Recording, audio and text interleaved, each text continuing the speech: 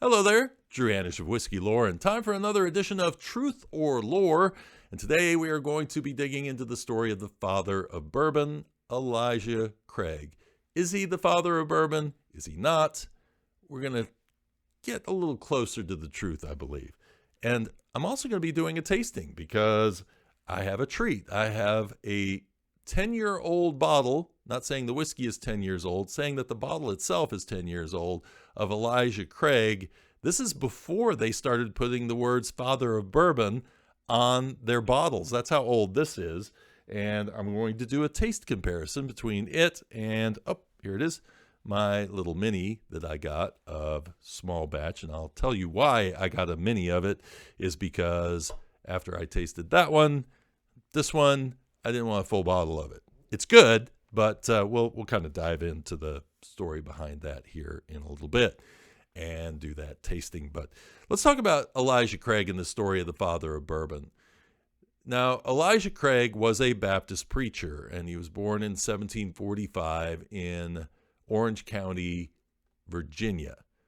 Now, his family was very much into the Baptist faith, which went against the grain of the colonies, which were controlled by England, who really loved their Anglican church and did not want anybody preaching anything else. Well, so they couldn't get a license to preach the Baptist message, and what ended up happening was Elijah got put in jail not once, but twice. Second time he was put in jail was actually in Orange County, and he decided he was going to preach anyway from his jail cell, and he preached so loud that the jailers put him in solitary confinement just to keep him quiet because he was driving everybody crazy. So he had the Spirit of the Lord in him. His brothers did too. Louis and Joseph actually ended up going west first, and they ended up around Lexington, Kentucky with their traveling church. Elijah showed up a little while later in the middle of the 1880s, and he ended up helping to lay out the town of Lebanon, which then later changed its name to Georgetown. And so once he got into town, he started doing all sorts of things.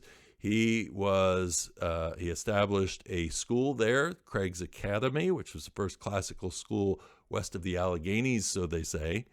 He also had a fulling mill, a rope walk, a paper mill, a lumber mill, and a grist mill.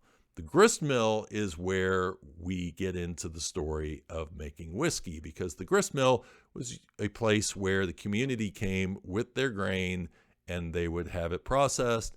And interesting to note that usually the grist mill had a still on hand, because if you were going to be bartering for this grain and to pay for it, a lot of these people in the barter economy, they required a payment in something other than cash, because not a lot of people had cash on the frontier.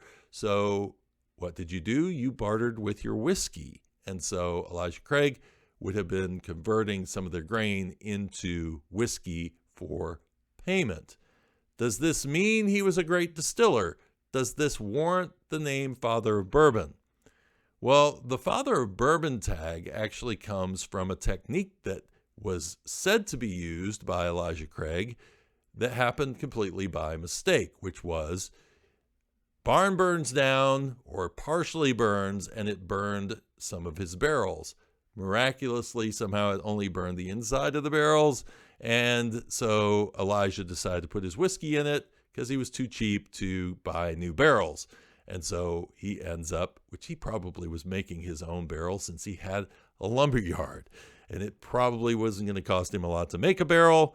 But that said, ends up he has the charred barrel, puts the liquid inside, and voila, bourbon is born. And so that is why he's called the father of bourbon. The problem is there's a lot of holes in that story. And we do know that he was a distiller because he didn't pay his taxes on his distillation in 1798. So there is evidence there. However, in anything you read about the man from that time period, there is never a mention of distilling, which lends much more to the idea that he was just supplying some whiskey to people rather than from their own grain, rather than trying to turn it into a business or owning a distillery. Not a lot of people had a distillery back then. It was usually just a still. And so this is kind of where all of this has gotten, it's grown out of proportion because we bring our modern sensibilities to the past, and that's always going to trip us up. Now, another reason we don't really think that Elijah Craig had anything to do with being the father of bourbon is that the term bourbon really didn't start showing up in regards to whiskey until the 1820s, and Elijah died in 1808 destitute. So even if he was actually a distiller, he wasn't a very good one because he wasn't making a lot of money off of what he was doing. But in 1828, we get further evidence that he had nothing to do with being a renowned distiller, because his own nephew is at an Andrew Jackson party for Andrew Jackson, where they're basically, calling out toasts, and he calls a toast to his uncle, Elijah Craig, and lists off a number of things that Elijah Craig was known for, but says nothing about distilling. So he distilled, but he was not overly renowned for what he did. So you have to ask this question, how did it get attached to him? He didn't even live in Bourbon County, okay? So he lived in Scott County, and at no point was Scott County ever part of Bourbon County.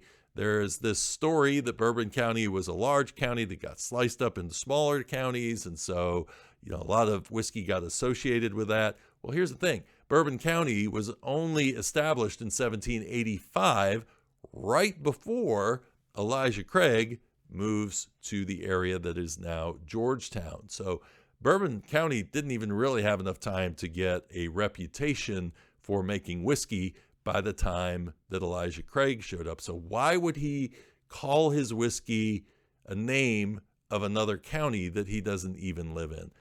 None of this stuff makes sense. So where did this all come from?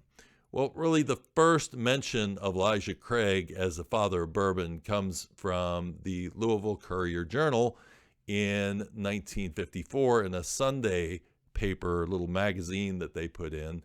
But other people were also mentioned as the father of bourbon.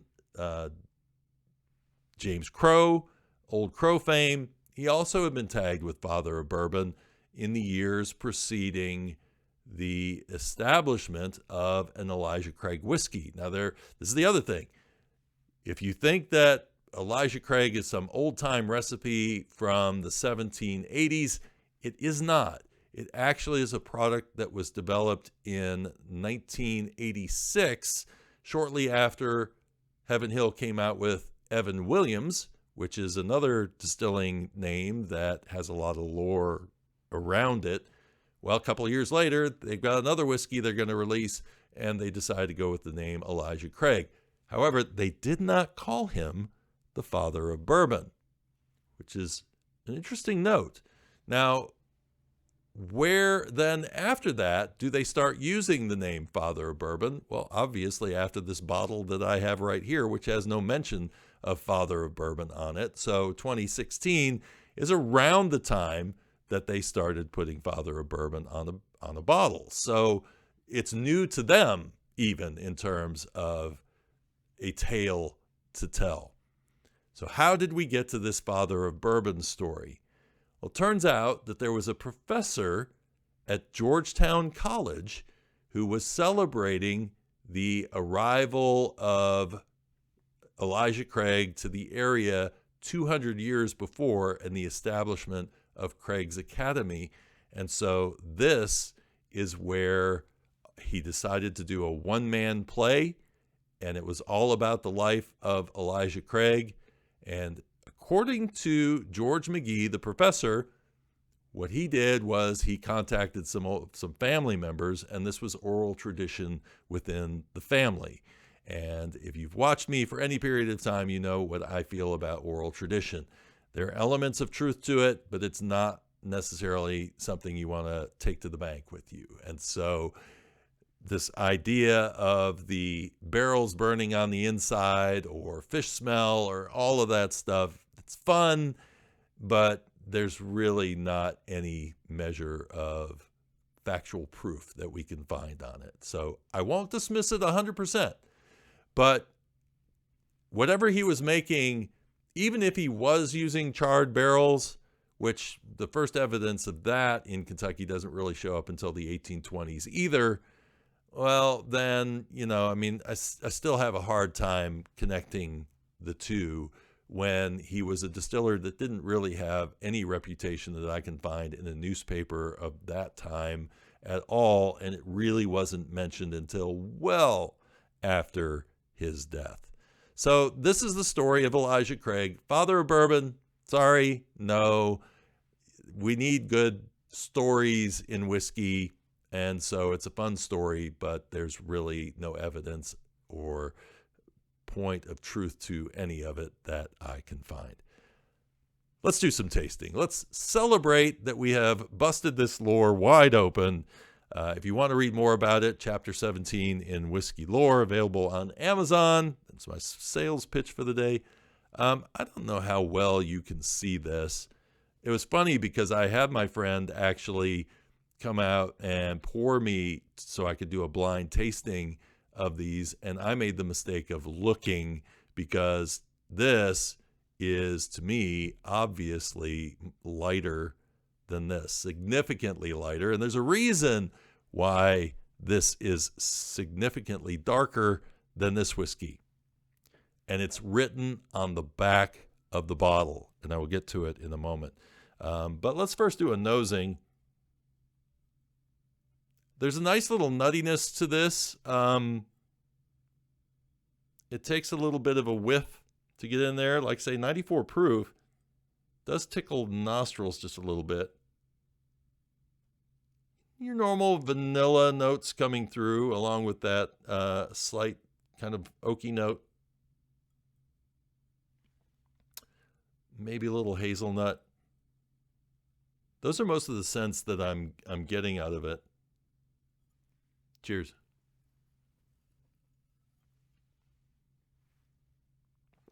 Vanilla, nice. Rye notes coming through. A little bit of pepperiness in there. It's just a good standard bourbon. It's very light, easy to drink. Doesn't set the world on fire, but it would be a nice, dependable bottle of whiskey, which is what got me buying it initially. On the finish, I continue to get the vanilla notes are coming through very nicely on that. Again, nothing just blowing me away with this whiskey. It's just a really nice quality spirit.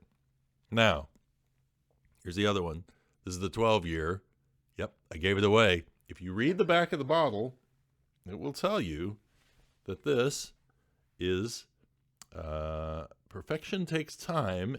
At 12 years, Elijah Craig has made it worth the wait. And so, interesting to note also, this is one of the dangers of older bottles. The cork now is stuck in there, but it does worm its way out there if you wiggle it enough. But it's funny because I had my friend pour me the two samples so I could do the blind tasting, but I made the mistake of opening my eyes. I should have kept my eyes closed when I did the tasting, because as soon as I looked down at these two spirits, I could clearly tell that one was much darker than the other. How old is the current Elijah Craig? Well, first of all, it uses a number 3 char barrel, which would be interesting to note whether this actually uses a number 3 char barrel as well. The recipe, as far as I know, has never changed. That, I would say, is probably a 5 to 7 year whiskey, maybe 6 to 8 if I was really pushing it. This being 12, completely different on the nose. Much more of kind of that leathery note. There is the oak. What's really fascinating about this whiskey, I mean, it's got the vanilla. It's like a powdered, I don't know. It's like imitation vanilla kind of notes from if you opened up. Really strong. Beautiful. I mean, just really, really expressive on the nose. Whereas I had to kind of pull on that one. I don't have to on this. What's also really nice about this whiskey is that Um, Me not being a big fan of overly oaky whiskeys, the oak is there and it's present, but it's like on par with the vanilla notes, baking spice that's coming through on this. And everything is just amplified, so much stronger than the other whiskey. So it's like the oak did not take the whiskey over. There's a cola note coming through now, too. This is what I love about just sitting there. And when it's so expressive and there's so much vapor coming out of it, it really does give you a chance to kind of just rest with it and start pulling out some of these really interesting notes. A little nutmeg in there. The cola note is really coming through strong.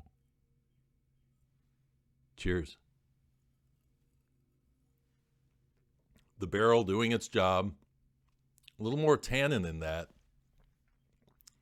What's interesting about it is on the palate, all of those wonderful flavors kind of have dissipated, and it's kind of a monotone thing coming through. That's a surprise. Try it again. Oh, nice kind of a floral note coming through. It's really interesting. It's not, none of that is coming through on the palate. It is much more oak and char on the palate. So it would be great. I'm getting a little bit of the rye coming through on the finish, but for the most part, it's like it just kind of turned into an oak bomb on the palate.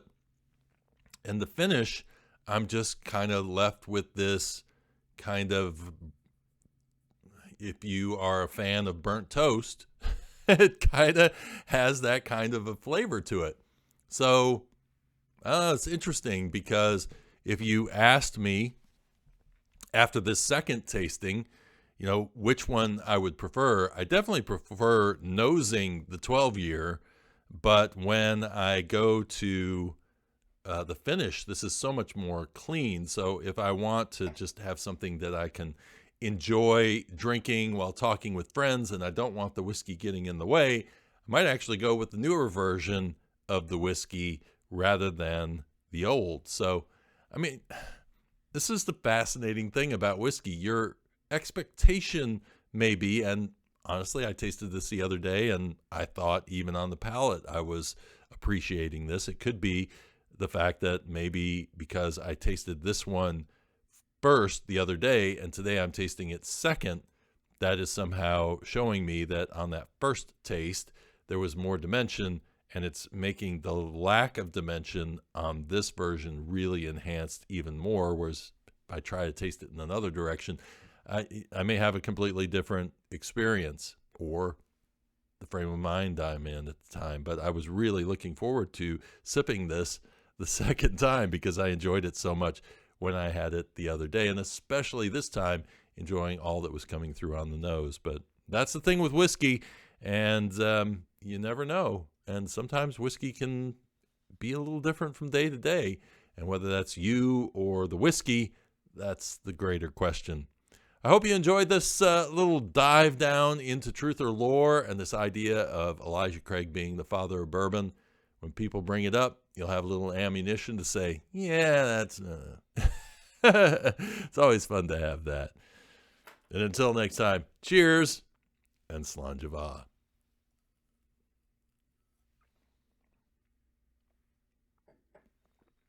Oh, man, I so want those flavors that I'm getting on the nose to come through on the palate. Just not there.